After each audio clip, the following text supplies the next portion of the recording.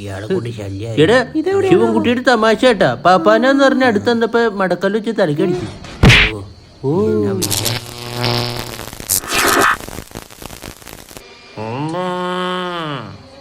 എന്തോ അർത്ഥം വെച്ച് പറയണോണ്ടല്ല.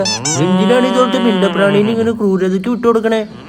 നമുക്കെന്ത് ചെയ്യാൻ പറ്റാ? നല്ല ചോദ്യം. ഫ്രൈ ചെയ്യണം. ഒന്നാ പാപ്പ അൽഫാം അടിച്ചാൽ തീരുന്ന. അതേത് പഴഞ്ചൊല്ലി? പുതിയതാ. നോക്കാം.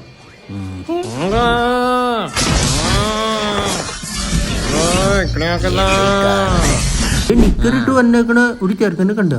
ഇവന് അച്ഛനും അനിയന്മാരും ഒന്നുമില്ലേ? ചോദിക്കാനും വരാനൊന്നും ആരുമില്ലേ? സെക്സി കാര്യം. ഉത്സവത്തിനൊക്കെ എങ്ങനെയാണ് ഡൈനോസറിന് റേറ്റ്? നിങ്ങളവിടെയാണ് തൃശ്ശൂരല്ലേ? 2 ലക്ഷം വരും. പിന്നെ ഡൈനോസർ പാനമ്പാട്ടി ഒന്നും തിന്നൂല. 5-6 പോത്തിനെ നിങ്ങൾ വാങ്ങേണ്ടി വരും. ഈ പ്രാവശ്യം ഡൈനോസർ മാത്രമല്ല വെടിക്കെട്ടും ഉണ്ട്. എന്റെ ഫോൺ നോക്കിക്ക് ഞാൻ കിൻജോങ്ങിന് മെസ്സേജ് ഉണ്ട് കൊറിയറുള്ള. ഉത്സവത്തിന് പൊട്ടിക്ക് ന്യൂക്ലിയർ ബോംബ് 2 തരുമെന്ന് വെച്ചിട്ട്.